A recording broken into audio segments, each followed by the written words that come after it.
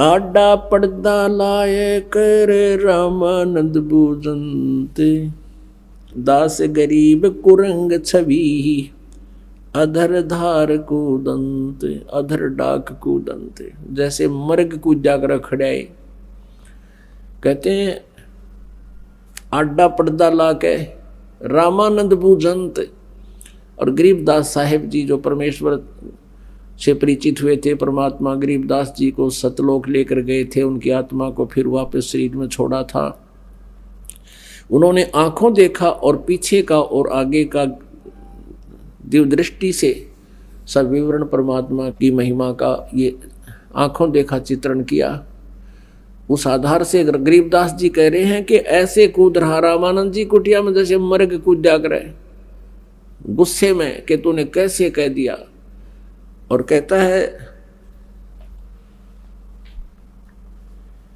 कौन जात कुल पंथ है, कौन तुम्हारा नाम, दास गरीब आधीन गति, बोलत है बलि जाऊं मैं। अब गरीबदास जी कहते हैं वो परमात्मा बलिहारी था उस परमेश्वर पे 5 वर्ष की आयु में। जब रामानंद जी ने ये पूछा कौन जात कुल पंथ है और कौन तुम्हारा नाम, दास गरीब फिर आधीन गति, बोलत है बलि जाऊं मैं। जैसे एक नेक शिष्य ने अपने गुरु जी के प्रति कैसा व्यवहार आचरण करना चाहिए वो करते हुए बोल रहे हैं। कहते हैं गुरु जी तो छो मारे हैं, गुस्सा कर रहे हैं। और परमात्मा कबीर जी और आधीनी से बोलते हैं और फिर सच्चाई बताते हैं। जात हमारी जगत गुरु, परमेश्वर है पंथ। न्यू खड़े परमात्मा, दास गरीब लिखत पड़े, मेरा नाम निरंजन कंत। अब परमात्मा ने सच्चाई कहनी थी। कहते हैं जात हमारी जगत गुरु, मैं पूरे विश्व को ज्ञान देने वाला हूं और परमेश्वर वाला मेरा पंथ है। ईश्वर परमेश्वर। ईश तो ये ब्रह्म है, 21 ब्रह्मांड का स्वामी है, ब्रह्मा विष्णु महेश का पिता है।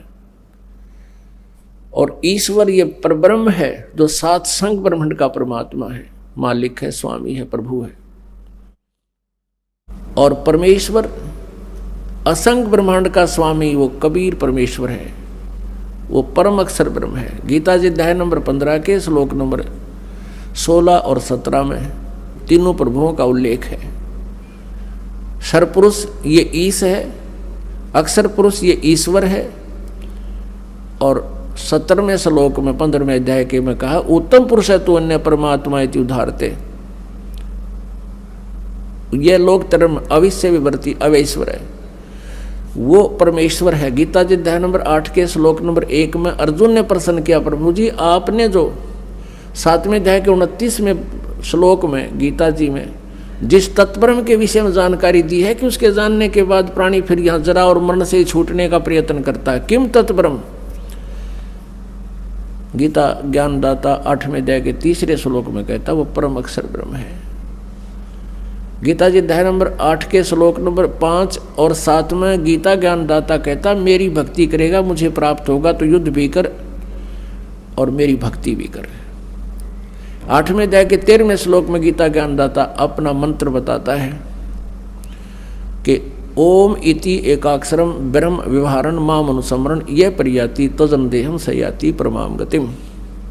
माम ब्रह्म मुझ ब्रह्म का ओम यह एक अक्षर है, उच्चारण करके सिमरण करने का, और जो अंतिम श्वास तक शरीर छोड़कर जाते समय इसका उच्चारण करता हुआ शरीर छोड़ता है तो मेरे ओम नाम से मिलने वाली जो अंतिम उपलब्धि है उसको प्राप्त करता है परम गति। 7वें अध्याय के 18वें श्लोक में गीता जी में गीता ज्ञानदाता कहता है ये मेरे वाली गति भी, ये ज्ञानी आत्मा है तो अच्छी, ये भक्ति को में समर्पित है, पर मेरे वाली अनुत्तम श्रेष्ठ गति में ही स्थित हैं, अनुत्तम घटिया गति में स्थित है। अपनी स्थिति को अपनी उपलब्धि को भी घटिया क्यों बता रहा है? क्योंकि चौथे अध्याय के 5वें और 9वें श्लोक में स्पष्ट कर रहा है और दूसरे अध्याय के 12वें श्लोक में गीता ज्ञानदाता कह रहा है कि अर्जुन तेरे और मेरे बहुत जन्म हो चुके, तू नहीं जानता मैं जानता हूँ। अर्थात जन्म मृत्यु में दुखी तू भी है मैं भी हूँ। इसलिए 18वें अध्याय के 62वें श्लोक में कहा है कि तू सर्वभाव से उस परमेश्वर की शरण में जा, और 66 में भी उसी का संकेत है।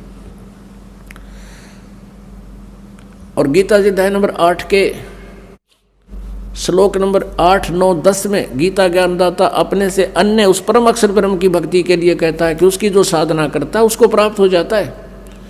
उस भक्ति की गति से, भक्ति के बल से, यानी जो साधना वो संत देगा, तत्वदर्शी संत, जो 4थे अध्याय के 34वें श्लोक में जिस संत के विषय में कहा है, और 15वें अध्याय के 1 से 4 में उस तत्वदर्शी संत की पहचान और परमात्मा, पूर्ण परमात्मा के पाने का विधान बताया है। उसकी भक्ति जो करेगा तो उसको प्राप्त होगा। 17वें अध्याय गीता जी के मंत्र 23 में कहा कि उस परमात्मा के पाने की, परम अक्षर ब्रह्म को पाने का, उस परमेश्वर को पाने का ओम तत्सदिति निर्देश ब्रह्म त्रिविध समर्था है। उस सच्चिदानंद घन ब्रह्म यानी परम अक्षर ब्रह्म परमेश्वर को पाने का वो 3 मंत्र का जाप है, जिसमें एक ओम जाप है ये ब्रह्म का, और जो तत् ये सांकेती है ये उस परब्रह्म का, ईश्वर, और तीसरा जो सत्य है वो गुप्त है, सांकेतिक है, वो भी ये दास बताएगा, वो परम अक्षर ब्रह्म का, वो परमेश्वर का। इन 3 मंत्रों के जाप से परमात्मा प्राप्ति होगी। उसकी विधि अलग है, उसकी क्रियाएं अलग है, उनका कैसे कैसे फिर इसका आगे विवरण अलग से बताया जाएगा, इतना समय नहीं। तो यहाँ क्या बताया है, परमात्मा ने कहा जाते हमारी जगत गुरु परमेश्वर है पंथ। जैसे किसी का तो वैष्णु पंथ है, वो विष्णु जी का उपासक है, किसी का शिव का पंथ है, शिव जी का विधि उसके अंदर वर्णित है। पंथ माने मार्ग, वे ऑफ वर्शिप। और कोई ब्रह्म तक ही जानता है, पर ब्रह्म की जानकारी विधि पूजा की किसी को नहीं। परमेश्वर कबीर जी कहते हैं सोहम शब्द हम जग में लाए, सार शब्द हमने गुप्त छिपाया। और वो अब प्रगट करवाया है परमात्मा ने इस दास के माध्यम से। अब उन तीनों के जाप से ही लाभ होगा। अभी तक 2 मंत्र देते रहे परमात्मा अपनी पुण्यात्माओं को, तो 5 मंत्र देते थे। जो विशेष आत्माएं थी, जो विशेष खास भक्ति में लीन हो जाते थे, उनको दूसरा मंत्र दे देते थे। कुछ एक को ऐसा है जिनको उन्होंने 3 मंत्र भी दिए हैं, लेकिन उनको कसम दिला दी थी, सौगंध खिला दी थी कि ये सार नाम कहीं जिक्र नहीं करोगे। इन 2 मंत्रों का जाप कबीर जी की वाणी या परमात्मा प्राप्त उन संतों की वाणी में स्पष्ट लिखा हुआ है, लेकिन सार नाम को गुप्त रखा हुआ है। तो कहने का भाव यह है कि क्या बताते हैं कि हमारा जो पंथ है, वे ऑफ वर्शिप है, वो ब्रह्म की भी नहीं, इसकी नहीं, ईश्वर की नहीं। हम परमेश्वर, उस परम अक्षर ब्रह्म के पाने का मार्ग बताने आया हूं, वो मेरा पंथ है। जात हमारी जगत गुरु, यानी पूरे विश्व को ज्ञान मैं ही दे सकता हूं, मैं ही देता हूं, और सब अज्ञान प्रदान कर रहे हैं। और फिर क्या बता दिया कि दास गरीब लिखत पढ़े, मेरा नाम निरंजन कंतो, मैं भगवान हूँ, निरंजन हूँ। एक तो इस काल को भी निरंजन कहते हैं, क्योंकि यहाँ तो ये प्रसिद्ध है, उस मालिक को तो प्रोक्ष है, उसका किसी को जानकारी नहीं थी, तो ब्रह्म भी ये प्रसिद्ध हो गया। वैसे ज्योति निरंजन है ये, और वास्तव में निरंजन का अर्थ होता है निर्लेप परमात्मा, माया रहित। माया रहित भगवान ही हो सकता है, इसलिए निरंजन का सीधा अर्थ प्रभु से है। प्रभु कहता मैं भगवान हूँ, परमात्मा ने कहा। अब या रामानंद जी का गला नहीं उतरा, या बात तक यो बालक करने का मैं भगवान हूँ, उसने जान लिया सचमुच सिर फिरा है। रे बालक सुन दुर्बुद्धि, घटमट तन आकारे, दास गरीब दर्द लगा हो, बोले सिरजनहारे। गरीबदास जी, जैसे तुलसीदास जी ने रामायण का पुनः चित्रण किया, सारा दोबारा लिखवाया, बोला ऐसे ही गरीबदास साहिब जी ने परमात्मा से प्राप्त ज्ञान योग के आधार से, दिव्य दृष्टि के आधार से पिछली पूरी घटनाएं ऐसे ऐसे बिल्कुल चलचित्र की तरह देख और आवाज सुनकर लिखा। अब जैसे श्रीमद् भगवत गीता बोली गई थी युद्ध के समय, युद्ध प्रारंभ होने से पहले महाभारत का, और लिपिबद्ध की उसे 20 वर्ष के बाद वेद व्यास जी ने एज इट इज, क्योंकि काल भगवान ने उसमें प्रवेश करके वो लिख दी। हम दूसरा इसको ये भी कह सकते हैं कि उसको दिव्य दृष्टि दे दी इतनी कि ये उस घटना को एज इट इज चलचित्र करके पूरी एज इट इज लिख सकता है। हमारे प्रत्येक प्राणी के अंतःकरण में, हमारे समझ लो एक प्रत्येक के अंदर एक ऐसी चिप डाल रखी है परमात्मा ने, परमानेंट डाल रखी है, और उसका इतनी कैपेसिटी है असंख्य युगों की जो भी घटनाएं पशु पक्षी मनुष्य जीवन में जहाँ भी राजा महाराजा देव रहे हम, वो सभी हमारे अंतःकरण में। और उस अंतःकरण में एक ऐसा सिस्टम भी लगा रखा परमात्मा ने कि हम कभी भी किसी समय घटना घटी हुई किसी भी प्राणी के विषय में उसकी जानकारी हम उसी से ले सकते हैं, और उसकी क्या वार्ता हुई, कहाँ का उसने क्या क्या कर्म किए, कैसी उसने घटना की, वो सब चलचित्र की तरह सामने आ जाती है। ऐसे गरीबदास साहिब जी चलचित्र की तरह जो पिछली घटनाएं घटी थी वो एज इट इज वर्णन कर रहे हैं कबीर परमात्मा जी की रजा से। तो रामानंद जी क्या कहते हैं, अरे बालक सुन दुर्बुद्धि, तेरा घटमट तन आकार। अब हमारी बुद्धि इस काल ने इतनी घुमा रखी है। विष्णु जी के उपासक स्वामी रामानंद जी, और फिर भी भगवान को निराकार कहें, और कहते हैं इस बात से दुखी हो गए कि तू अपने आप को भगवान बताता है, तो साकार दिखाई देता है, भगवान तो निराकार है।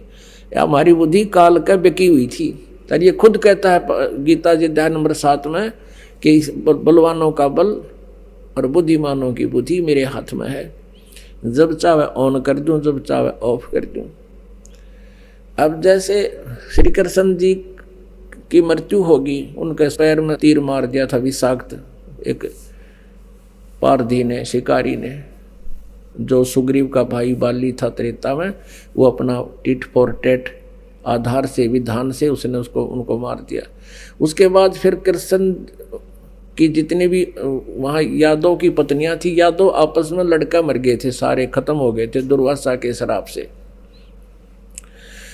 और अर्जुन उन सभी औरतों को कृष्ण जी के आदेश अनुसार सभी औरतों को दिल्ली ला रहा था। रास्ते में भीलों ने अर्जुन को पीटा, सब औरतों के गहने छीन लिए, कुछ गोपियों को भी लेकर साथ चले गए। अर्जुन के पास वही गांडीव धनुष था जिसके द्वारा उसने महाभारत में तूफान मचा रखा था, और उसके हाथ काम नहीं कर रहे थे, तो वो तीर उठा नहीं उस पर वो बाण। अर्जुन बाद में रो रहा है कि मेरे साथ छल किया कृष्ण ने, युद्ध में तो मुझे पावर दे दी, मैंने लाखों लोग मार दिए, पाप इकट्ठे कर लिए, आज वही अर्जुन और वही ये धनुष आज मेरे से चल नहीं रहा, कांप रहा खड़ा खड़ा। तो ये श्री कृष्ण छल कपट नहीं करते थे, ये काल करवा रहा है। और परमात्मा कहते हैं ये श्री कृष्ण छल नहीं करता, ये काल कर रहा है। ये खुद कह रहा है कि बलवानों का बल और बुद्धिमानों की बुद्धि मेरे हाथ में है। अब सबकी बुद्धि बंद कर रखी काल ने, सब निराकार बतावे, और कोई विष्णु जी ने पूजा, कोई शंकर जी ने पूजा, फिर भी भगवान निराकार। ये कैसा सिद्धांत हमने एक्सेप्ट कर रखा था। अब इसी आधार से रामानंद जी कहते हैं, रे बालक सुन दुर्बुद्धि, ए दुर्बुद्धि बच्चा, तेरा शरीर दिखाई दे, तू क्या अपने आप को भगवान है। दास गरीब दर्द लगा हो बोले सिरजनहार। रामानंद जी का दुख हुआ जब भगवान ने अपने आप को भगवान कह दिया, और कैसी आप शब्द कहे। और फिर परमात्मा एक अच्छे शिष्य की भूमिका निभाते हुए हमें एग्जाम्पल दे रहे हैं, उदाहरण देना चाहते हैं। रामानंद जी गालियां दे रहे हैं और वो ऐसे खड़े हैं। रामानंद जी क्या कह रहे, तुम मोमन के पालवा, तेरा जुल्हे के घर बासे, दास गरीब अज्ञान गति एता दृढ़ विश्वास।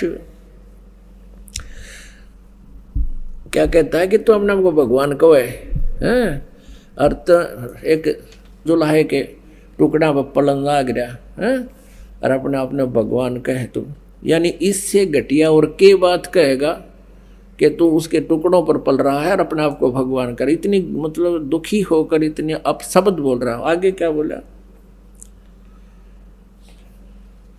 तर्क तलु से बोलते रामानंद सुर ज्ञाने। कहते ये तो इन अच्छे महापुरुषों के वचन हैं।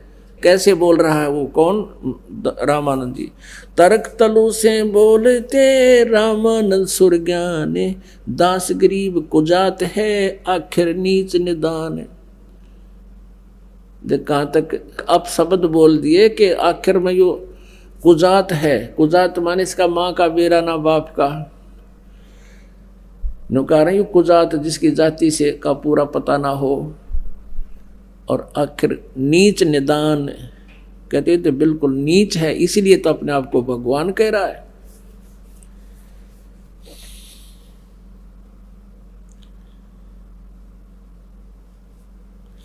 अब परमात्मा क्या बोलते हैं, मैं के बदन खुलास कर सुन स्वामी परवीन, दास गरीब मनी मेरे मैं आज आधीन।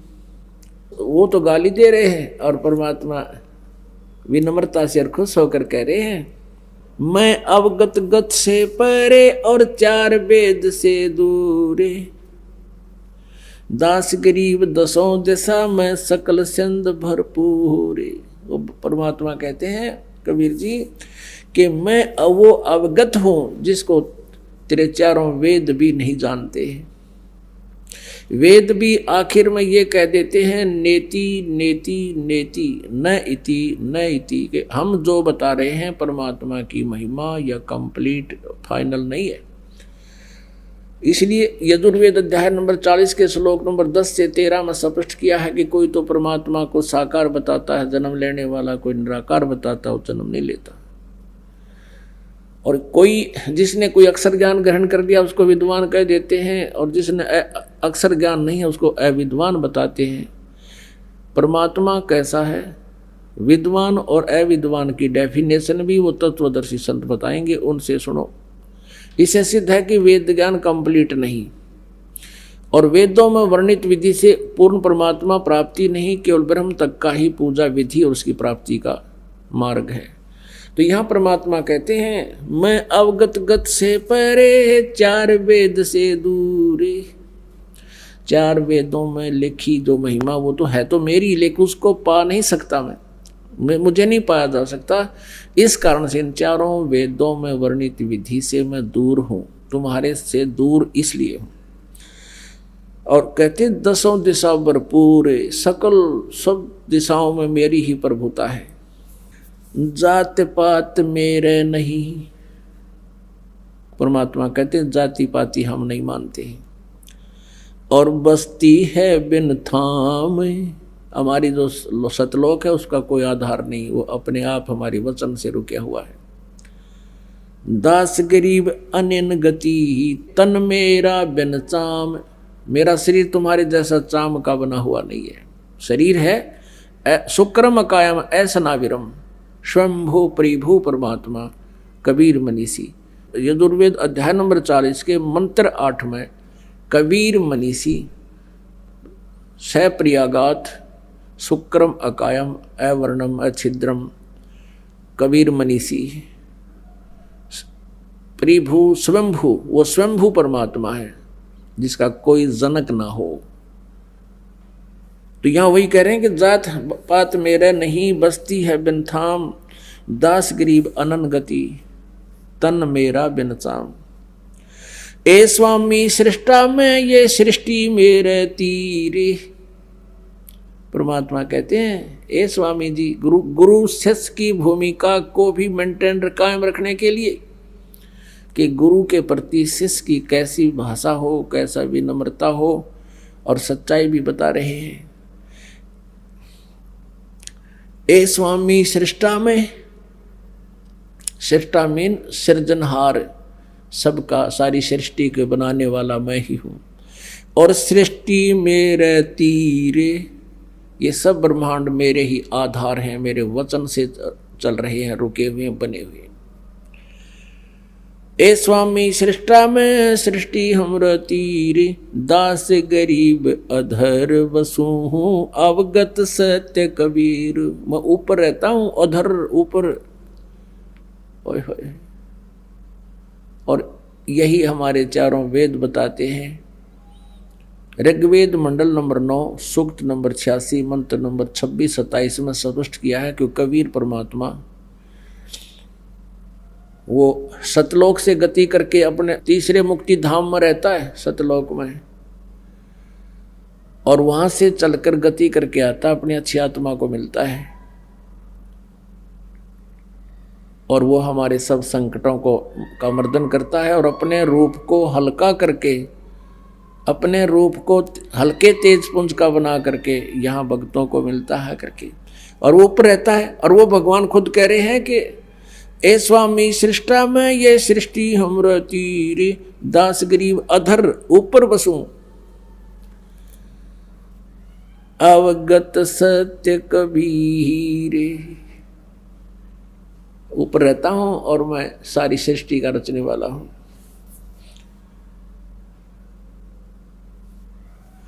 सुन रामानंद राम में, मैं बावन नरसिंह, दास गरीब सर्व कला में, मैं ही व्यापक सर्वंग। जैसे व्यापक सर्वंग माने वासुदेव मैं ही हूँ, सब जगह व्यापक मैं ही हूँ। जैसे गीता जी अध्याय नंबर 3 के श्लोक नंबर 10 से लेकर 15 तक बताया गया है कि जो यज्ञ नहीं करते वो नालायक व्यक्ति हैं ही हैं। यज्ञ करो, धार्मिक अनुष्ठान करो, लेकिन पूर्ण परमात्मा परम अक्षर ब्रह्म, उस सर्वगतम ब्रह्म को पूज्य मानकर, इष्ट मानकर पूजा करो। उससे ये सभी भक्ति रूपी आपकी व्यवस्था सुचारू होगी। तो वो परमात्मा ही यज्ञों में प्रतिष्ठित है, वो सर्वगतम ब्रह्म। तो कहते हैं वो मैं ही हूँ जो सभी यज्ञों में पूज्य हूँ। मैं रोवत हूँ सृष्टि को, ये सृष्टि रोवे मोहे, गरीबदास हमरे वियोग को समझ न सकता कोई।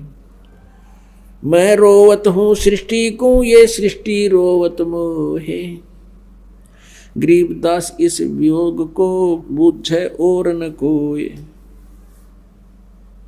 मैं ही बूझूं मैं ही कहूँ, हम ही किया वियोगे, दास गरीब गलतान हम, शब्द हमारा बोगे। चारों युगन में हम फिरे, मैं आऊं मैं जाऊं, गरीब दास गुरु भेद से लखो हमारी ठाव। कहते हैं कि सतगुरु से, पूर्ण संत से मेरा स्थान को समझो जहां मैं रहता हूं। जेता अंजन आंजिए चश्मों में चमकनते, गरीबदास हरि भक्ति बिन माल बाल जो जनते। अपनात्मा, क्योंकि सत्संग के माध्यम से इतना विस्तार होता है, क्योंकि ये ज्ञान इतना अज्ञान बना रखा था, इसको समझाने सुलझाने में बहुत समय लगता है। 2 घंटे ऐसे जाते हैं जैसे 2 मिनट हुई हो, और प्रकरण ज्यों का त्यों ही रह जाता है। क्योंकि अज्ञान आधार से हम इतने परिपूर्ण हो चुके हैं, उस ज्ञान को हटा करके फिर ज्ञान प्रवेश किया जाता है। जैसे पहले किसी ने गलत पेंट कर रखा है नकली, उसको उतारने के लिए रेगमार लगाना पड़ता है, वह मेहनत एक्स्ट्रा और होगी, और उसके बाद फिर पेंट किया जाता है। अगर उस पहले वाले पेंट को अच्छी तरह नहीं उतारा जाए तो फिर ओरिजिनल पेंट उस पर रुके नहीं। इसलिए ये उदाहरण, ये ज्ञान बार बार रह रहकर बताया जाता है, तब ये हमारा परमात्मा ज्ञान आपके ऊपर ठहरेगा।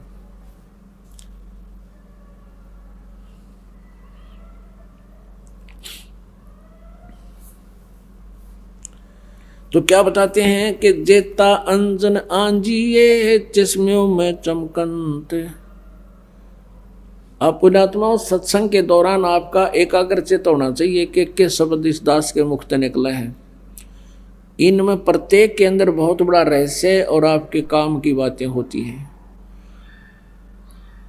आप जी इधर उधर ध्यान नहीं रखे, क्योंकि 2 घंटे की क्या बात है, तो फिर 2 घंटे शाम होंगे, 4 घंटे, बाकी 20 घंटे बहुत कुछ होते हैं इधर उधर की सोचने।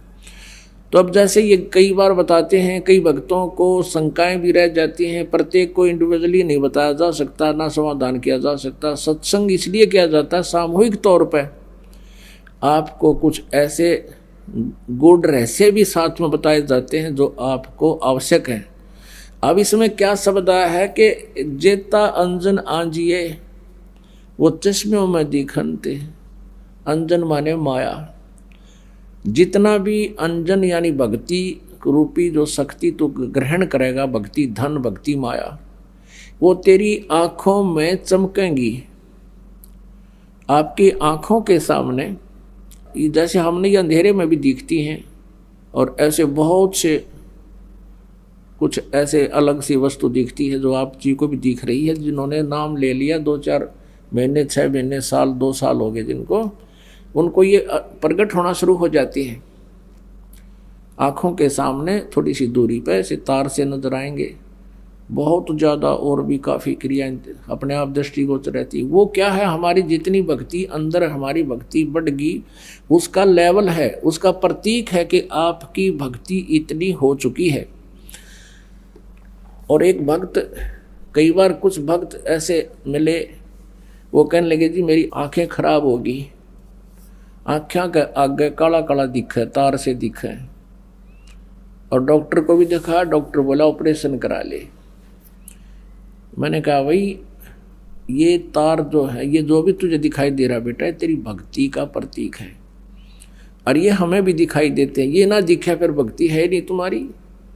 ये देखने से नहीं अपने आप दिखेंगी, ऐसे आप ध्यान से देखोगे। आपको कई बार ऐसा लगा जैसे कोई मक्खी आ गई, खाना खाते समय भी ऐसे लग रहा मक्खी या मच्छर आ गया, लेकिन वो हमारे परमात्मा अंदर से जो भक्ति का आगे प्रतीक, वो रिफ्लेक्शन बाहर आ रहा है।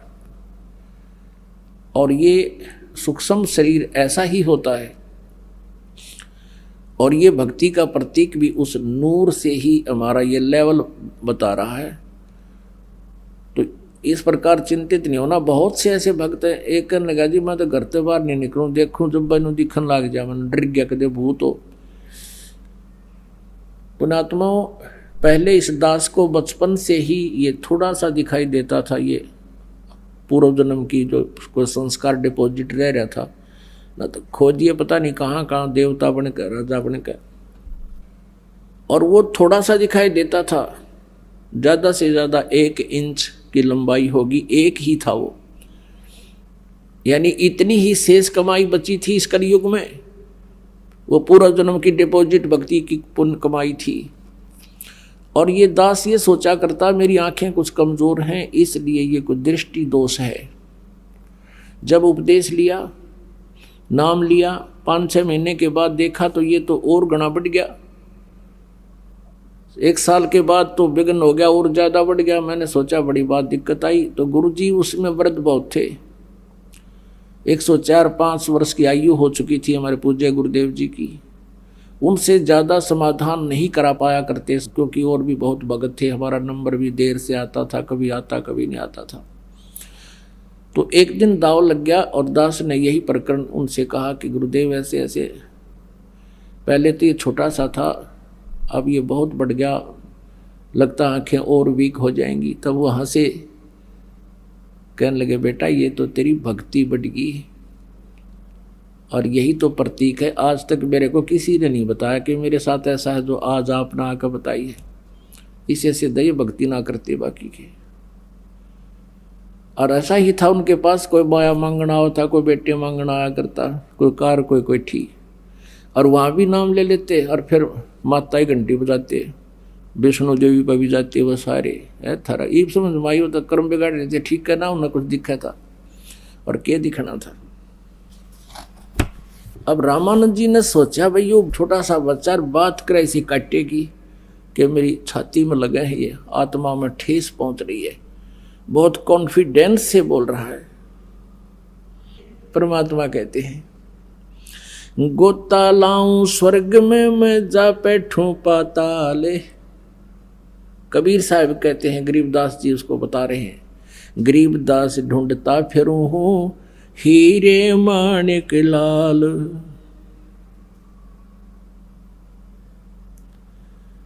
अपनी प्यारी आत्माओं, अपनी पुण्य आत्माओं को, जैसे ऋग्वेद मंडल नंबर 9 और सूक्त नंबर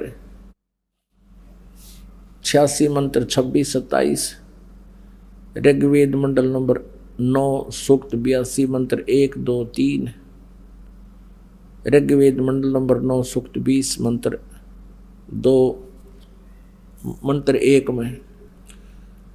तो पुण्यात्माओं, ये वही वर्णन है जो परमात्मा कैसी लीला करता है कि वो परमात्मा सतलोक से चल कर आता है, एक श्रेष्ठ अच्छी आत्माओं को मिलता है, उनको ज्ञान देता है, ज्ञान से परिपूर्ण करता है, उनको मोक्ष मार्ग बताता है। और स्वयं परमात्मा खुद कह रहे हैं गोता लाऊं स्वर्ग में और जा बैठूं पाताल। कबीर साहब कहते हैं मैं ढूंढता फिरूं अपने हीरे मोती लाल। आप जैसे पहले तो सतयुग त्रेता द्वापर में परमात्मा ने अधिक प्रयत्न इसलिए नहीं किया क्योंकि सभी सुखी थे, सभी की समाधियां लगा करती थी, स्वस्थ शरीर थे, क्योंकि पुण्य जब तक चलते हैं प्राणी के तब तक ये यहाँ का नकली सुख महसूस करता रहता है। और जिसको बताना चाहते थे वो सुनना नहीं चाहते थे, सभी कहते थे हमें मौज हो रही है, हमें किसी और भगवान की आवश्यकता नहीं, हमारी तो कृष्ण जी ने या विष्णु जी ने हमारी मौज कर रखी है। अब कलयुग में परमात्मा ने पता था कि कलयुग में इनकी सारा जाड़ा आ लेगा, इनकी सब पुण्य कमाई नष्ट हो जाएंगी और पहले की कमाई इनकी होगी नहीं। और जिन भगवानों को ये मोक्षदायक मानकर इनसे सुख राहत प्राप्ति के लिए पूजाएं भी कर लेंगे, उनसे राहत मिला नहीं, क्योंकि वो दे ही नहीं सकते, वो आपके भाग्य में परिवर्तन नहीं कर सकते। तब परमात्मा ने कहा था कलयुग में फिर मैं पहचान में आ जाऊंगा इनके, क्योंकि इनके पिछले पुण्य होंगे नहीं, बिरानमाटी सबकी हो जाएगी। आज कोई परिवार खाली नहीं जिसमें कष्ट ना हो, और 1% को शेष बचा हुआ है, उस पर ना जाने कल के बिजली गिर जाए। तो इस परमात्मा की शरण में आने से आपके कष्ट भी दूर होंगे, गारंटीड होंगे। ये सत्कर मान लेना पुण्यात्मा हो। दास का कोई उद्देश्य नहीं, कोई खानदानी पैसा नहीं कि हमारा दादे परदादे भी ये काम कराया करते, हमने कोई रोजी रोटी ना मिल रही थी। दास सर्विस करता था, जेई की सर्विस थी, 2 टाइम पेट्रोल ठीक मिल रहे थे, लेकिन आदेश हो गया परमेश्वर का, गुरुदेव का, कि तू ये काम सेवा कर, मजदूरी कर मेरी। दास उसका मजदूर बनकर उनकी प्यारी आत्माओं को संदेश भेज रहा है उनके आदेश अनुसार। तो ये सत्कर मान लेना, तो इस दास ने इस मालिक को चुना है। निदास तो पहले कृष्ण पुजारी था, विष्णु पुजारी था, हनुमान पुजारी था, शंकर भगवान का पुजारी था, लेकिन हम उनका अनादर नहीं। ये नहीं सोचो कि हम ब्रह्मा विष्णु महेश को बिल्कुल हे समझते हैं, नहीं। जैसे गीता जी अध्याय नंबर 2 के श्लोक नंबर 46 में कहा कि जब बहुत बड़े जलाशय की प्राप्ति के उपरांत छोटे जलाशय में जैसी आस्था रह जाती है अर्जुन, जब तुझे परमात्मा के गुणों से तो परिचित हो जाएगा, फिर अन्य देवताओं में, अन्य ज्ञान में तेरी इतनी श्रद्धा रह जाएगी। जैसे पहले क्या था कि सारी व्यवस्था मनुष्य की जल के ऊपर जो तालाबों पर आधारित थे, सिंचाई भी उसी से करते थे, पशुपालन भी उसी से करते थे, और स्वयं भी जलपान उसी से करते थे, तालाबों से। और कुछ छोटे तालाब जिसके ऊपर आश्रित पूरा गांव 20-30 घर हुआ करते थे, 30-40 मुश्किल से एक तालाब पर आश्रित रहते थे, उसी से पीते थे, उसी से पशुओं को पानी पिलाते थे, उसी से कुछ सिंचाई कर लेते थे। अब एक वर्ष वर्षा ना होती तो वो सूख जाते थे, सब तरफ जाते थे, वो भाग जाते थे इधर उधर कहीं बड़े जलाशय की खोज में। और उन व्यक्तियों को कोई बहुत बड़ी झील प्राप्त हो जाए जिसमें 10 वर्ष वर्षा ना हो तो भी जल अंत ना हो, समाप्त ना हो, तो फिर उन व्यक्तियों की धारणा छोटे जलाशय में जिस आस्था रह जाएगी उस बड़ी झील की प्राप्ति के बाद, तो उनको वो छोटे तालाब वाला जल व्यर्थ नहीं लगता, वो बुरा नहीं लगता, लेकिन उसकी कैपेसिटी नहीं है जो उनको सदा सुखी कर सके। वो स्वयं नाशवान है। वर्षा होगी तो वो परिपूर्ण हो जाएगा, 1 साल गुजारा हो जाएगा। 1 वर्ष वर्षा ना हुई तो आश्रित भी मरेंगे, वो तो सूखे गया। और उस झील के ऊपर जल वही है, वर्षा का ही जल है, शुद्ध जल है वो, लेकिन उसकी कैपेसिटी पूरी नहीं है, बहुत कम क्षमता का है। ऐसे ही ब्रह्मा विष्णु महेश के जो पावर है या बुरी नहीं है, और परमात्मा की पावर क्या है? तो दरिया है, दरिया, गंगा दरिया जैसा समझो, जिसका जल कभी अंत ना हो, नहा भी ले, धो भी ले, नहर भी निकाल ले, सिंचाई भी कर ले, फिर भी खत्म ना हो। तो इस प्रकार हमने इस परमात्मा पर जब आपकी आस्था हो जाएगी, इसका ज्ञान हो जाएगा, फिर ब्रह्मा विष्णु महेश में हमारी फिर वो बुरे नहीं लगते, लेकिन उनकी अक्षमता का पता लग गया हमने। और जिसने 10 वर्ष वर्षा ना हो रहा ऐसा झील मिल जाए, फिर कौन झांखण जाएगा उसके ऊपर। अंडरस्टूड है कि जो कार्य ब्रह्मा विष्णु महेश जी नहीं कर सकते, और कर सकते थे तो कितना कर सकते थे, और वो हमें उससे सारा ही मिल रहा है, तो वहां कौन जाओगा? फिर वहीं बस जाएंगे उसके पास जा करके। तो ऐसा परमात्मा हमें बताना चाहते हैं। तो कहने का भाव ये है कि वो इस प्रकार इस दास ने इस परमात्मा को खूब पहचाना, और लगभग सन 1994 से आज 2011 आ गया है, 17 वर्ष के करीब हो गए हैं। और जो सुख और जो स्थिति व परिवर्तन इन पुण्यात्माओं में किया है, जो दास देख रहा है कि जिनके पास साइकिल नहीं थी, 2 कार चले उनके।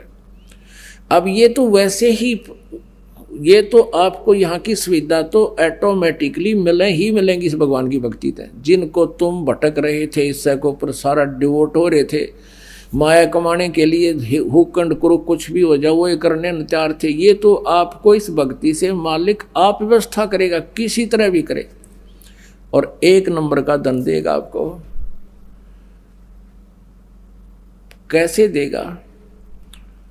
कि पहले इस दास ने जब उपदेश लिया तो ऐसा एक प्लाट था, वो प्लाट लिया 4000 रुपये का, और 2 साल के अंदर अंदर ही 1.5 वर्ष के बाद उसके आसपास से बाईपास निकल गया। उसमें कुछ कंस्ट्रक्शन कर दी इस दास ने, तो सारी कंस्ट्रक्शन मुश्किल से 20,000 रुपये का खर्चा होगा, 1.5 लाख देने वाला आ गया, और पक्की रजिस्ट्री कराई 1.5 लाख में। अब देखो, अब उस समय आज से 20 साल पहले, और कैसे 1 नंबर में धन दे दिया, और सारी उम्र नहीं बचा सकता इतने जितने एकदम परमात्मा 1.5 साल में कर दिए। ये ना जाने कित के कर दे, ये फिर इतनी माया देन लग गया परमात्मा से, हाथ जोड़ना पड़ा, क्योंकि मालिक ने इस माया का अवगुण भी बहुत बता रखा है। इस माया की घनी जरूरत नहीं है, ये तो इतनी मांगे मालिक ते कि साईं इतना दीजिए जिसमें कुटुंब समावे, हम भी भूखे ना रहे, अतिथि ना भूखा जावे। इससे घड़ी मांग ली तो जी का झाड़ हो जाएगा आपका, और परमात्मा साथ रहेंगे तो किसी चीज का भाव आपको नहीं रहेगा। तो कहने का भाव यह है कि जो यहाँ आपको संसारिक सुविधा जो मिलेंगी वो तो फ्री ऑफ कॉस्ट होंगी, वो तो रुंगे में होंगी। रुंगे में, रुंगा क्या होता है कि जैसे पहले हम देखा करते, हमारे गांव में जाते थे ये बाहर के लोग, कोई सब्जी बेचनिया, कोई कचरे बेचनिया, कोई आम बेचने वाला, तो हमारी काकी ताई माँ दादी ये क्या करा करती थी, वो सौदा कर लेती थी, गेहूँ डाला करते हैं, और वो गेहूँ जैसे एक तराजू के पलड़े में गेहूँ डाल दिए तो पूछा करते कि कैसे देगा, कि 2 बार, यानी उस गेहूं के बदले में 2 बार मैं इतने इतने आम तोल के दूंगा। वो तो तोल दिए, फिर नो क्या करती, रूंगा और दे। रूंगा क्या होता है, सौदा तो हो लिया वो फ्री में, अकोर दे। तो कोई नो कहता ना रूंगा ना दूं, अक्तना हम ना लेते थे, रूंगा पहले दे। तो वो 2 आम 1 आम उठा कर और दे देता था, वो फ्री का था, उसको रूंगा बोला करते थे, रूंगा। तो पुण्यात्माओं, हमारा जो सौदा है वो तो है मोक्ष प्राप्ति का। यो सौदा हम मोक्ष वाला तोल कर दे रहे हैं आपको, और ये देंगे रूंगे में जो सुख सुविधाएं आपको यहाँ की चाहिए। वो रूंगा मीन परमात्मा, जैसे आपने गेहूं बीज दिया, जिससे क्या होता है कि मेरे बालक भूखे ना मरे, मेरा परिवार अन्न प्राप्त करे, लेकिन उसके साथ साथ भूस तो अपने आप होगा ही होगा। वो भूस तो हो, वो तूड़ा तो बने बनेगा। तो पुण्यात्माओं, ये वो भक्ति है जिसमें ये माया रूपी भूस तो आपको प्राप्त होगा ही होगा, और साथ में जीवन और बचेगा, वो गेहूं मिलेंगे, यानी मोक्ष मिलेगा। अब रामानंद जी ने सोचा, भाई यो बालक तो घनी बड़ी बड़ी बात करे है, और पता नहीं, चलो इससे कुछ रहस्य जानेंगे। कहने लगा, बच्चा तू चुप रह थोड़ी देर। पर्दे के अंदर से बोल रहा है स्वामी जी कि तू चुप रह, बाहर बैठ जा, मैं थोड़ी देर अपनी पूजा करता हूँ। मैंने आज अपना नित्य नियम नहीं किया है।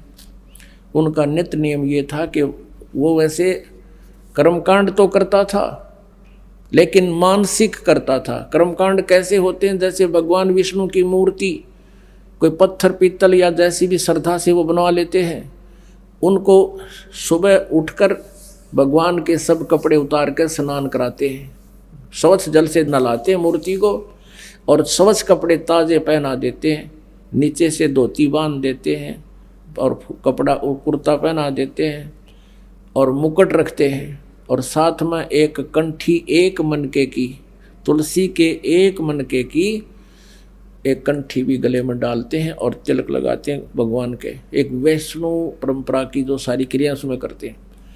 ऐसे प्रतिदिन किया करता था रामानंद जी। जैसे अपने सिर पे गंगा का जल उठा के, मानसिकता अपना भाव बनाए रखने के लिए उसने ऐसा दृष्टिकोण, ऐसा तरीका अपनाया था कि भगवान में श्रद्धा बनी रहे। वर्ग व्यक्ति जैसे सोपन होता है, ऐसे मानसिक सेवा होती है पूजा। तो जैसे गंगा पर गया हो स्वामी जी, वहाँ से बर्तन भरे, और सिर पे रखा भगवान के नहलाने के लिए, चलता हुआ आ रहा, इमेजिन कर रहा है, कल्पना कर रहा है, ला कर रख दिया। भगवान के कपड़े उतारे, काल्पनिक मूर्ति, और सब कपड़े उतारे, नवाए प्यार से, सब कपड़े स्वच्छ पहना दिए, और तिलक लगा दिया, मुकुट रख दिया। उस दिन वो कंठी डालना भूल गया। वो सौपन में जैसे दीक्षा करे ना, सारी कंठी रखी दिखे न्यारी, उसका प्रतिदिन का अभ्यास था, प्रैक्टिस थी। अब स्वामी जी ने सोचा, भाई आज कंठी ना डाली भगवान के, और मुकुट रखने के बाद उस दिन उतार नहीं सकते। मुकुट उतार दिया तो पूंजा खंडित, अगले दिन ही उतरेगा वो स्नान के समय ही, और कंठी ना डाली तो पूजा अधूरी, वो भी खंडित, कोई लाभ नहीं। रामानंद जी बहुत दुखी हो गए। उन्होंने कोशिश की माला को उठाकर मुकुट के अंदर से डाल के गले में पहुंचाऊं, लेकिन मुकुट में वह फंस गई, आगे नहीं आई। अब रामानंद जी अपने आप को कोस रहा है कि आज मेरा कौन सा पाप उदय हो गया भगवान, पूरे जीवन में आज मुझे भूल लगी है, मुझ पापी का कौन सा पाप उदय हो गया। बहुत दुखी हो रहे थे। अब भगत की भक्ति में जरा सी भी बाधा होती है, उसकी ये दशा हो जाती है, जो भक्ति उसकी सुचारू चल पड़ती है, एक दिन का भी नागा उसको खटकता है। बहुत दुखी हो रहा है। परमात्मा बाहर खड़े हैं, 5 वर्ष की आयु में कबीर देव जी, कबीर साहब, वो परम अक्षर ब्रह्म अंतर्यामी, आगे पर्दा लगा हुआ है, मानसिक पूजा कर रहा है, सब कल्पनाएं कर रहा है, और परमात्मा बाहर से कहते हैं, स्वामी घुंडी खोल के, और तब माला गलडार कहा कि स्वामी जी इसकी गांठ खोल लो, और गांठ खोल कर गले में डाल कर गांठ लगा दो, मुकुट उतारना नहीं पड़ेगा। ओए होए होए, एकदम स्वामी जी ने सोचा भी बाहर कोई साकार वस्तु नहीं, पर्दा मन ला रखा, और बाहर खड़ा ये बालक बतावे ये तो भगवान है, परमात्मा है जिसकी मुझे खोज थी। स्वामी घुंडी खोल कर फिर माला गल डारे, गरीबदास इस मेरी भक्ति को हो केवल जान सके करतार। रामानंद जी ने सोच लिया, मेरी इस पूजा में जो उलझन में मैं था, भगवान ही जान सके, दूसरा समझ नहीं सकता, ये परमात्मा आए हैं। अपनात्माओं कहते हैं डोडी पर्दा दूर कर, वो बगा दिया, फेंक दिया वो पर्दा बिठाकर, लीना कंठ लगा, छाती के गले का लगा लिया परमात्मा को। 104 साल के वृद्ध ने, ब्राह्मण ने एक शूद्र के बच्चे को, सारा ब्राह्मण समाज विद्वान था वहां पर, हजारों की संख्या में श्रोता दर्शक, और वो आए इस उद्देश्य थे कि रामानंद जी पीटेगा, धमकावेगा, कहेगा मैंने नाम नहीं दिया, मैं शूद्रों से नफरत करता हूं। वो कर ही रहा था, पर्दा ला रहा, और वही सारा ब्राह्मण समाज खड़ा, और स्वामी जी ने, उस ब्राह्मण ने शूद्र दानक को जुलाहे को सीने से लगा लिया। अपनात्माओं इसको ब्राह्मण कहते हैं। ब्राह्मण सोए जो भगवान पहचाने, ब्राह्मण सोए जो ब्रह्म पहचाने, पंडित सोए जो पिंड की जाने। अब ये है कहते हैं वक्त पड़े सौदा करे, और बाढ़ में जाओ यो नकली ज्ञान है। अब जैसे रामानंद जी ने समाज नहीं देखा, भगवान देखा, लोक लाज नहीं देखी, परमात्मा को चाहा, उसी के लिए वो पाप पीट रहा था, सामने भगवान खड़ा, फिर लोक लाज में मरे, तो उसके साथ नालायक व्यक्ति नहीं। कहते कुछ नहीं देखा। अब क्या बताते हैं, डोडी पर्दा दूर कर, लीना कंठ लगाए, गरीब दास गुजरी बहुत जब बदन बदन मिलाए। जब शरीर के शरीर मिलाया एक दानक के साथ एक ब्राह्मण ने, और 600 साल पहले जो छुआछूत चरम सीमा पर थी, कहते हैं उसके बीती तो बहुत बूंदी, मन मन में यू मन तो उस्ताद है ना, बकवाद में लगा रहता है। कहते हैं गुजरी तो बहुत बुरी, उससे क्या कहेगा समाज, थूकेगा तने, नफरत करेगा, निंदा का पात्र होगा। मन यू काल मन का एजेंट है, पर आत्मा परमात्मा की है, वो उसकी बातों में आई नहीं, और सीने का लगा लिया, देखी जाए कहने दे दो कहेगा। जिसके लिए पैर पीट रहा हूँ, जिसके लिए सारा जीवन खो दिया, वो सामने खड़ा, और मैं नखरे करूँ मेरे जैसा दुष्ट नहीं। अब फिर परमात्मा ने, क्योंकि ये सारा कुछ ज्ञान भी तो बताना था, औरों को भी बहुत से समझाना था, रामानंद जी का फिर सोचा, क्या बताते हैं, मन की पूजा तुम लखी, मुकुट माल परवेश, गरीब दास गत कौन लखे, तेरा कौन वरण कौन बेखे। अब रामानंद जी कहने लगे कि मन की पूजा तुम लखी, मेरे मन की पूजा तुमने देख ली, तुम परमात्मा हो, मुकुट माल परवेश, मुकुट में वह माला अड़गी थी, आपने विधि बता दी, आपने देख कैसे लिया भगवान हो। रामानंद जी बोले, हे भगवान आपको हम कैसे पहचान सकते हैं, आप किस तो वर्ण में, यानी जुलाहे वर्ण में खड़े हो, और किस वेशभूषा में। एक छोटा सा बालक धोती बांधे टोपी पहने खड़ा, एक छोटा सा बालक धोती बांध के खड़ा है, 5 वर्ष का बालक, और तुझे भगवान मानो क्यों करे, कैसे समझाया दुनिया का मालिक आपको कैसे पहचान सकती है। अब मेरी तो बुद्धि आपने खोल दी, अब तो मैं तो आपको स्वीकार कर रहा हूं। मन की पूजा तुम लखी, मुकुट माल परवेश, दास गरीब गति को लखे है, कौन वर्ण कौन भेख। कौन वर्ण क्या भेख, किस वेशभूषा में और किस जाति में आप खड़े हो। होय या तो तुम शिक्षा दे मान ले मन मोरे, गरीब दास कोमल पुरसी, हमरा बदन कठोर। जो मालिक को सीने से लगाया रामानंद जी ने परमात्मा को, ऐसा शरीर था जैसे रुई का होया करे, ओए कति रुई जैसा, क्योंकि वो शुक्रम अकायम ऐसनाविरम, ये हार्ड मांस का नहीं, उनका तेज पुंज का शरीर था। तो रामानंद जी कहते हैं कि ये तो मैं समझ गया भगवान, आपकी शिक्षा को आप मेरी फड़क निकालना चाहो थे जाति और पाति की, वह तो मेरा समझ में आएगी। और परमात्मा आप, मेरा तो शरीर वज्र जैसा है, कठोर है, और आपका तो कोमल शरीर है, आप सचमुच प्रभु हो। अब यहाँ रामानंद जी ने सोचा, क्योंकि मन है, मालिक ने फिर छोड़ दिया ढीला के बीच ने फिर छलांग लगा लेने दे। अब रामानंद जी कहने लगे कि बच्चा एक बात बता, आपने झूठ क्यों बोला, परमात्मा बोले भी क्या झूठ बोला बताओ। रामानंद जी ने कहा कि आपने कल इनके सामने कहा कि आपने मुझसे उपदेश ले रखा है, आपके पास क्या प्रमाण है। परमात्मा ने कहा कि हाँ जी मैंने आपसे उपदेश ले रखा है। और क्या प्रमाण है? रामानंद जी ने पूछा बताओ मैंने क्या नाम दिया था तुझे। आपको याद होगा मैं गंगा घाट में पैड़ियों पर लेटा हुआ था, आप गए थे स्वामी जी, आपकी खड़ाऊ मेरे सिर में लगी थी, मैं रो रहा था। आपने कहा बेटा राम राम बोलो, राम राम बोलो, राम के नाम से सुख होता है। और आपने मुझे चेला बना लिया, मैं आपका चेला बन गया। तो रामानंद जी ने कहा भी वो तो एक छोटा सा बालक था, आप क्योंकि 2.5 साल के बच्चे का और 5 वर्ष के बच्चे का डबल डिफरेंस होता शरीर में। रामानंद जी कहने लगे वो इतनी उम्र का बच्चा तो नहीं था, अभी की तो बात है 10 दिन पहले की। हाँ जी। तो परमात्मा ने कहा एक वहां एक सेवक की खाट थी 4 पाई कुटिया से बाहर। परमात्मा ने दूसरा रूप धारण किया, एक 2.5 वर्ष के बच्चे का उस 4 पाई पर लेट गए और 5 वर्ष के बच्चे के रूप में सामने खड़े। परमेश्वर ने कहा कि देखो स्वामी जी ऐसा था मैं। अब स्वामी जी ने 6 बार तो न्यून देखा, 6 बार न्यून देखा, आंखें मसले और फिर देखा। इतने में वहां से वो बच्चे वाला शरीर उठा और 5 वर्ष के बच्चे वाले शरीर में समा गया। अब फिर भी यू काल बहुत टेढ़ा है। रामानंद जी ने पूछा भाई पूरी क्लियरेंस करूंगा। कहने लगा बच्चा मैं राम नाम तो नहीं देता, मैं तो कोई और मंत्र देता हूं। परमात्मा ने कहा आप ओम भागवते वासुदेव मंत्र देते हो। कहा ये देता हूं, पर तुझे कैसे पता लगा?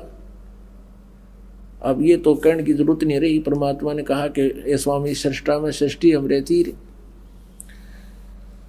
फिर उसने कहा कि बच्चा मैं एक कंठी भी देता हूं, वो कंठी तो तेरे गले में है नहीं, वो नीचे डाल रखी थी, कमीज के मालिक ने नीचे कर रखी थी, वह काट के दिखा दी कि देख ये आ रही वह कंठी। रामानंद जी कहने लगा कंठी? कहा आपने उसी दिन गंगा घाट पर मेरे गले में डाली थी। ओहो वो जान गया रामानंद की घनी बात, फालतू बात करने की आवश्यकता नहीं, अब और ज्यादा डिस्कस की आवश्यकता नहीं रही, चुप करके बैठ गया। परमात्मा कहने लगे स्वामी जी आपका ये जीवन व्यर्थ हो चुका है, आपकी साधना भक्ति ठीक नहीं है, आपके लिए मैं यहां आया हूं। आपने मेरी 2 युगों में बहुत सेवा कर रखी है, उसके प्रतिफल में मैं आपके लिए आया हूं। आपकी साधना गलत है, आप गीता जी से परिचित नहीं, आप वेदों से परिचित नहीं, आप परमात्मा को निराकार बताते हो, वेद परमात्मा को साकार बताते हैं। आप गीता जी को पढ़े हो? कहाँ गीता जी से को पढ़ा हो। फिर कहने लगा बेटा एक बार एकांत में बैठेंगे। एकांत में बैठ के गंगा के घाट पर आसपास गंगा के किनारे, और भी 20, 30, 50, 100 भक्त रह गए, बाकी सब चले गए सिर पीट के। सब उठ गया ब्राह्मण समाज जब रामानंद जी ने उस बच्चे को सीने से लगाया जुलाए के को। वो दर्शक तो डंडी पाट गए सारे, भाई तो डूब गया कति, इसने तो इज्जत का नाश कर दिया है, ये तो ब्राह्मण धर्म के योग्य नहीं रहा। उठ गए नकली सारे। अब परमात्मा और आत्मा 5-4 भक्त और 10-20 रह गए वहां पर। अब परमेश्वर ने कहा कि आप क्या साधना करते हो, किसको भगवान मानते हो? रामानंद जी ने कहा मैं भगवान विष्णु को इष्ट रूप में मानता हूं। अब रामानंद जी को सभी शास्त्र कंठस्थ याद थे। 104 वर्ष के हो गए थे, 16 वर्ष से वो लगे थे भक्ति में। ब्राह्मण के घर जन्म था, बचपन तक ये पुराण वेद और गीता जी इनके पास होते ही थे। तो रामानंद जी ने वेदों के मंत्रों को और सभी गीता जी के पूरे कंठस्थ याद कर रखा था, पुराणों के पूरे प्रकरण याद थे उनके। परमेश्वर ने कहा कि आप विष्णु जी की किस तिथि को मानते हो, उनकी क्या स्थिति है, उनकी जन्म मृत्यु होती है वा नहीं? स्वामी जी ने कहा कि नहीं, वो तो अजर व अमर है, वो सर्वेश्वर हैं, वही ब्रह्मा विष्णु महेश के रूप धारण करके वो स्वयं ही स्थिति संहार सृष्टि करते हैं।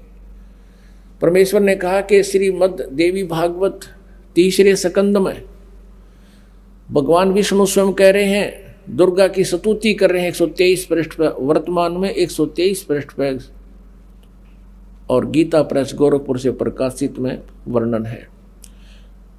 भगवान विष्णु खुद कहते हैं, तुम शुद्ध स्वरूपा हो, ये सारा संसार तुमसे उद्भासित हो रहा है। मैं ब्रह्मा और शंकर हम आपसे ही विद्यमान हैं, और हमारा तो जन्म और मृत्यु होता है, हमारा तो आविर्भाव और तिरोभाव, जन्म और मृत्यु हुआ करता है। हम अविनाशी नहीं हैं। और शंकर भगवान ने भी यही कहा कि जो ब्रह्मा जी आपके पुत्र हैं दुर्गा, तो मैं भी आपका बेटा हूं। यानी तीनों के तीनों दुर्गा से उत्पन्न हुए हैं। आप कहते हो इनका कोई माता पिता नहीं। अब स्वामी जी को तो याद थी पुराण, 1 मिनट में समझ गया कि बच्चा लिखा तो ऐसा ही है। कहता मैं ध्यान लगाता हूँ रामानंद जी के, फिर वो इनकी ने अचल बचल सा ज्ञान था। जब यहाँ फेल हो गया ना, बोला मैं समाधि लगाता हूँ, अभ्यास योग अभ्यास करता हूँ, समाधि दशा में भगवान को देखता हूँ। क्या देखते हो? प्रकाश देखता हूँ। भगवान कैसा है कि निराकार है, वो दिखता थोड़ा ही है। भगवान का प्रकाश देखा जा सकता। लग गया परमात्मा बोले, भले आदमी, कोई ये कहे सूर्य का प्रकाश देखा जाता, सूर्य निराकार है क्या? ये वचन ठीक है? सूर्य बिना प्रकाश किसका देखोगे? चुप हुआ। एक तरफ तो विष्णु जी की मूर्ति बनाए बैठे हो आप, भगवान विष्णु साकार है, वो तो देवता, और फिर भगवान को निराकार मानते हो, तो विष्णु जी क्या है तुम्हारे? इनकी क्या स्थिति है? अब ये पुराना रंग 104 साल का के सज्जे उतरे हैं। परमात्मा ने कहा, आप भगवान विष्णु जी की पूजा करके कहाँ जाओगे? कि स्वर्ग जाऊंगा, विष्णु जी के लोक में जाऊंगा, वहाँ बहुत सुंदर स्वर्ग बना हुआ है, वहाँ ठाठ से रहूंगा, वहाँ मुझे सुंदर शरीर मिलेगा, वहाँ देवताओं जैसा शरीर मिलेगा, वहाँ सब सुविधाएं हैं, ठाठम ठाठ है। परमेश्वर कबीर जी ने पूछा कि तुम कितने दिन रहोगे उस स्वर्ग के अंदर? आप विद्वान